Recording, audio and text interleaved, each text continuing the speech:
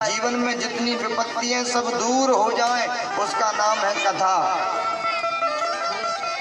जो हमारी व्यथा को मिटा दे, मन में जितने संताप हों सब संतापों को जो दूर कर दे, उसका नाम है कथा।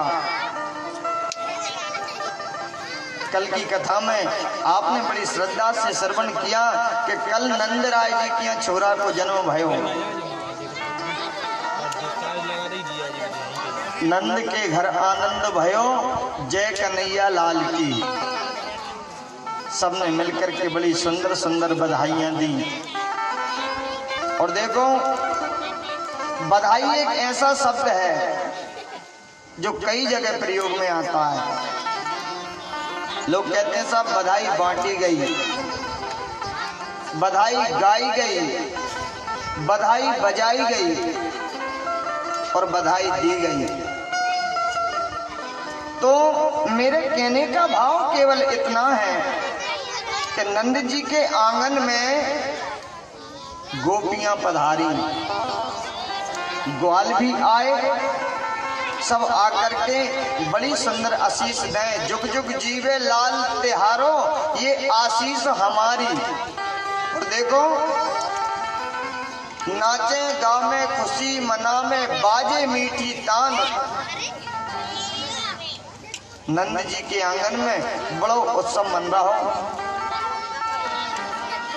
एक ग्वाल ने काम कियो, वो तो एक बहुत बड़े वृक्ष के ऊपर टंग गयो और एक उसने तौलिया ऐसे करके करके गोल गोल घुमाना शुरू कर दिया।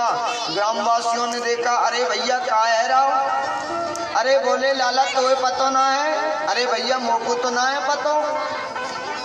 अरे नंद राय जी के यहाँ छोरा भयो छोरा। अच्छा, बाने बाके कान में कई, एक ने दूसरे को, ऐसे पूरे ब्रजमंडल में शोर हो गया। एक बूढ़ी सी दादी अम्मा थी, उसकी उम्र थी तकरीबन 85 वर्ष की। उसको कुछ ऊंचा सुनाई देता था।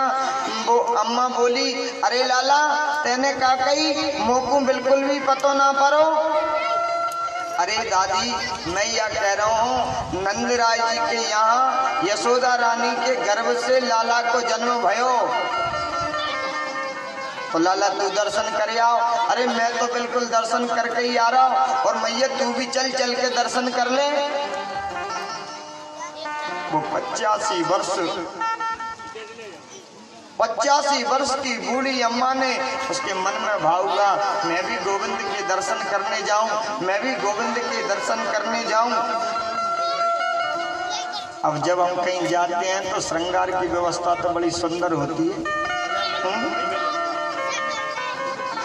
भाई लोग तो कहीं भी जाएंगे ना तो इतनी ज्यादा जरूरत नहीं होती। ठीक है भाई, ऐसे ही चले जाओ। पर माता बहनों के लिए बड़ी जरूरत होती है श्रृंगार की।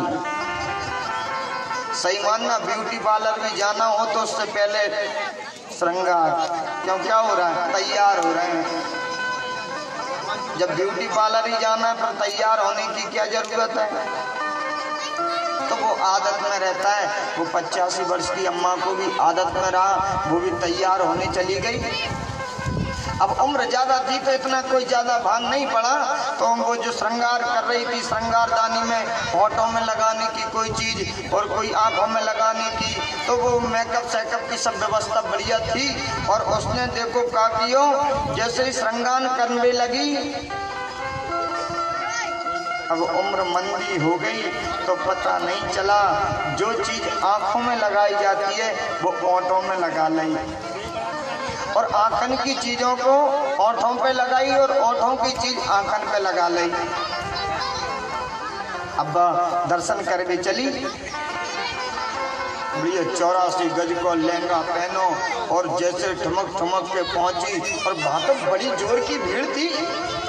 इतनी भीड़ में किसी से बोली, अरे लाला कहाँ भयो?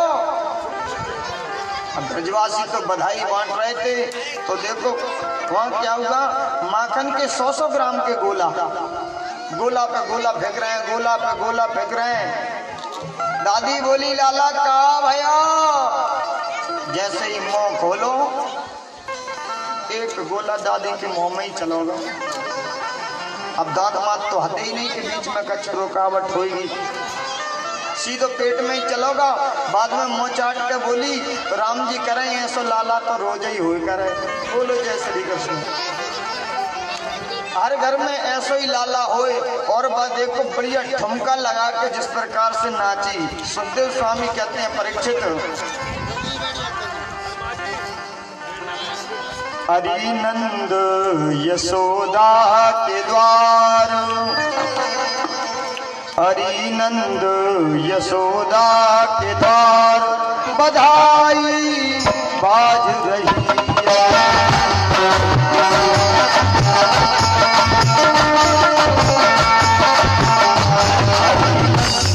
यशोदा के द्वार बधाई बाज रही।